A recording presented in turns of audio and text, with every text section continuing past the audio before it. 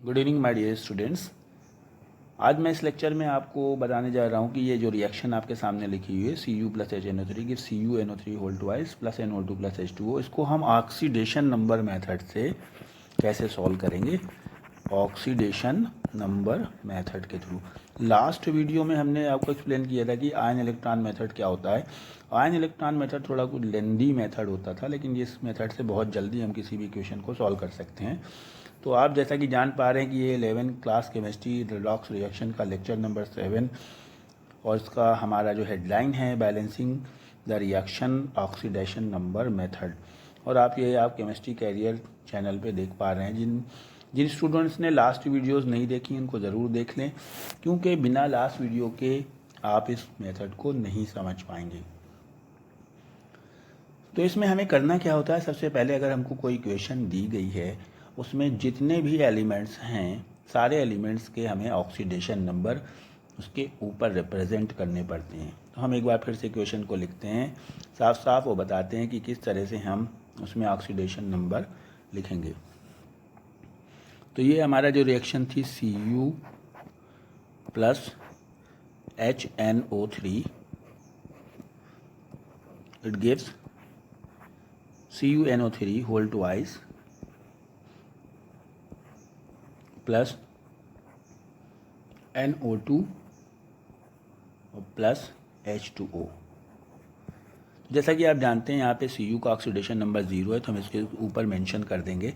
उसी तरह से HNO3 में H का ऑक्सीडेशन नंबर +1 होता है और O का -2 होता है। और हम यहाँ पे NO3 का ऑक्सीडेशन HNO3 में हम N का ऑक्सीडेशन नंबर यहाँ पे फाइंड आउट करके लिखेंगे।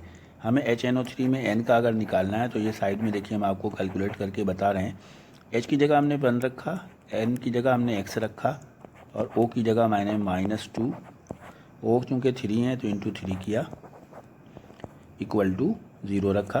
तो ये हो गया 1 + x - 6 इक्वल टू 0 और x इक्वल टू +5। तो यहाँ पे हम n के ऊपर हम +5 लिखेंगे। अब हम इसको इधर नीचे क्लीन कर देते हैं जिससे कि आपको प्रॉब्लम ना हो आगे, क्योंकि इक्वेशन सॉल्व करना है। इसी तरह से हम यहाँ पे राइट साइड में, इसमें हमने लेफ़्ट साइड में सबके ऑक्सीडेशन नंबर फाइंड आउट कर लिए। राइट साइड में हम इसी तरह से Cu का +2 फाइंड आउट करके लिखेंगे, O का -2 और N का यहाँ पे +5। अब हम क्या देखते हैं, यहाँ पे जो NO2 है इसमें O का हो गया -2 और जब हम यहाँ पे N का फाइंड आउट करके निकालेंगे तो यहाँ पे आएगा +4, तो यहाँ पे हम +4 लिख देंगे। अब हम यहाँ पे H2O में H का +1 और O का -2। स्टूडेंट्स अब हमको क्या चेक करना है, यहीं से बस पहले तो सबसे पहले आपको क्या काम करना है कि सारे एलिमेंट्स का ऑक्सीडेशन नंबर सब किसी का लिखना है और उसके बाद हमें चेक करना है कि कौन कौन से एलिमेंट के ऑक्सीडेशन नंबर में चेंज आ रहा है। जैसे यहाँ पे Cu का देखिए क्या लिखा है, 0 लिखा है और राइट साइड में Cu का क्या है +2, तो Cu के ऑक्सीडेशन नंबर में चेंज आ रहा है। H के ऑक्सीडेशन नंबर में इधर पे 1 है और इधर भी राइट साइड में भी H का 1 है, तो H के ऑक्सीडेशन नंबर में चेंज नहीं आ रहा।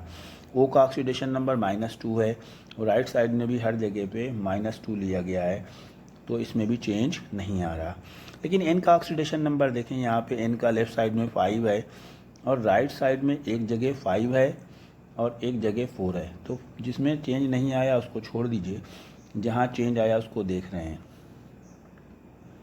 यानी कि HNO3 से जो NO2 बन रहा है यहाँ पे चेंज आ रहा है।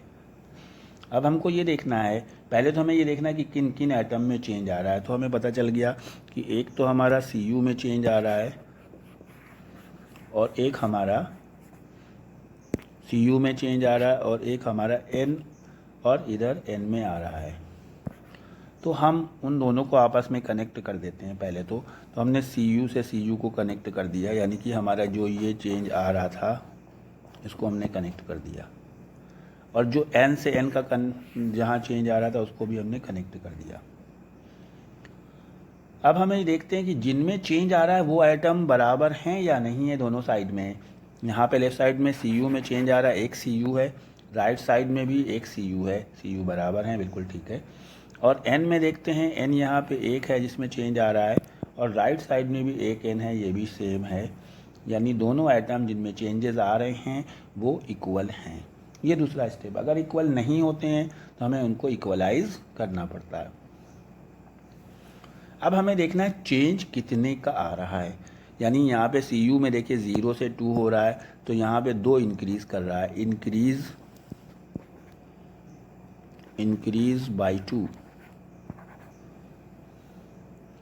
और हम n को देखेंगे तो n में क्या हो रहा है, इधर नाइट्रोजन में NO3 में 5 है, और इधर NO2 में कितना है, 4 है। यहाँ डिक्रीज हो रहा है, 5 से 4 हो रहा है, तो हम यहाँ लिखेंगे एक डिक्रीज कर रहा है, डिक्रीज बाई 1, डिक्रीज बाई 1।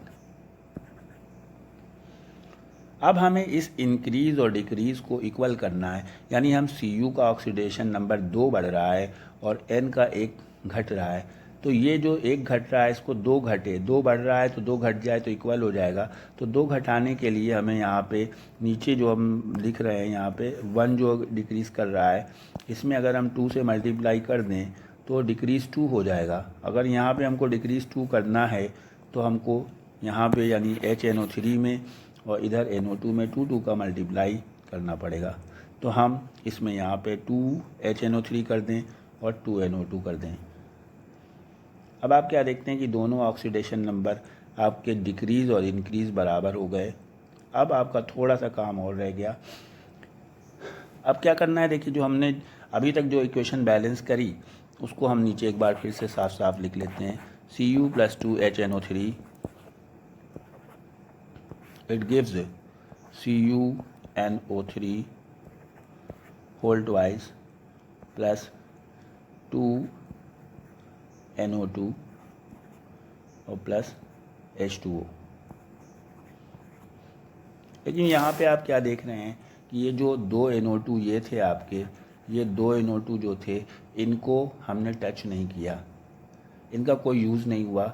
ये 2 NO2 इस साइड में भी शॉर्ट हो रहे हैं, तो 2 NO2 हमें बढ़ाने, NO3 जो हो रहे हैं, तो 2 NO2 को हमें इधर इंक्रीज़ करने के लिए हमें 2HNO3 और करना पड़ेगा, जिससे कि ये वाले HNO3 जो हैं जो कॉपर के साथ अटैच हैं वो बैलेंस कर जाएं। और जब आप यहाँ पे 2HNO3 करेंगे तो H बढ़ जाएंगे, तो यहाँ पे वाटर की जगह हमें 1H2O के बजाय 2H2O करना पड़ेगा। Now you have to add this equation Cu plus 4HNO3 it gives CuNO3 whole twice plus 2NO2 plus 2H2O। This is your balanced equation। अब एक और एग्जांपल देते हैं, इसी तरह का बिल्कुल दूसरा एग्जांपल है, सेम इक्वेशन है, उसमें भी हमने यही कुछ लिया हुआ है। हमने लिया Cu plus HNO3 it gives CuNO3 whole twice plus NO, यहाँ पे NO लिया गया है, और प्लस H2O। सबसे पहला स्टेप क्या है, हमें ऑक्सीडेशन नंबर लिखना है। यहाँ पे हमने 0 लिखा, यहाँ +1 लिखा, यहाँ -2, यहाँ +5, इसी तरह से यहाँ +2, यहाँ -2 और यहाँ +5। अब हम यहाँ पे क्या लिखते हैं, O पे -2, तो यहाँ पे N का जब निकालेंगे तो +2 आएगा, और वाटर पे 1 और -2। अब वेरिएशन चेक करते हैं, यहाँ पे Cu का चेंज आ रहा है, इंक्रीज 2, और यहाँ पे डिक्रीज़ कर रहा है नाइट्रोजन का। यहाँ पे इस कॉपर का 0 से 2 हो रहा है, इंक्रीज बाई 2 आ रहा है, इंक्रीज बाई 2। और यहाँ पे नाइट्रोजन में 5 है, यहाँ 2 हो गया, तो कितना कम हो गया, 5 से 2 हो रहा है, तो डिक्रीज बाई 3। और अब इनको इंक्रीज 2 हो रहा है, डिक्रीज 3 हो रहा है, इसको इक्वलाइज करने के लिए हमें क्या करना पड़ेगा, ऊपर 3 का मल्टीप्लाई तो 6 आ जाएगा, इंक्रीज बाई 6, और नीचे 2 का मल्टीप्लाई डिक्रीज बाई 6। यानी यहाँ पे हम 3 का मल्टीप्लाई कर रहे हैं, इस कॉपर वाले टर्म्स में हम 3 का मल्टीप्लाई करेंगे, और HNO3 वाले में हम 2 का मल्टीप्लाई करेंगे, तो यहाँ हो जाएगा 3 Cu, इधर भी 3, और HNO3 वाले में हम 2 का मल्टीप्लाई करेंगे, 2HNO3 और 2NO।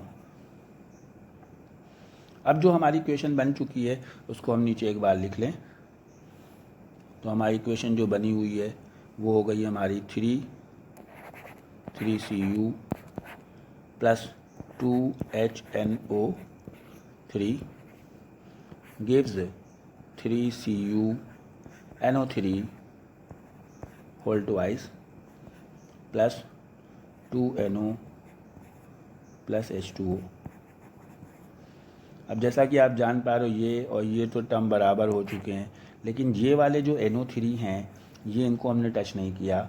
यहाँ पे कितने NO3 हो गए, ये 3 2 ज़ा 6 NO3 एक्स्ट्रा हैं।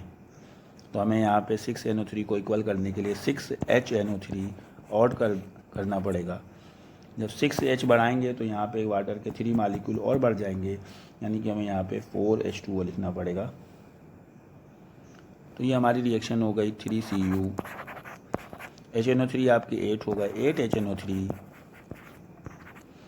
It gives 3CuNO3 whole twice plus 2NO plus 4H2O. This is your balanced equation. Now next one, this you have to do at your homework. K2Cr2O7 plus HCl, it gives KCl plus CrCl3 plus Cl2 plus H2O. Students, balance this equation by oxidation number method. If you have any doubt, please write in the comment section. We will solve the problem in the next video, same time, same place. Thank you. Have a nice day.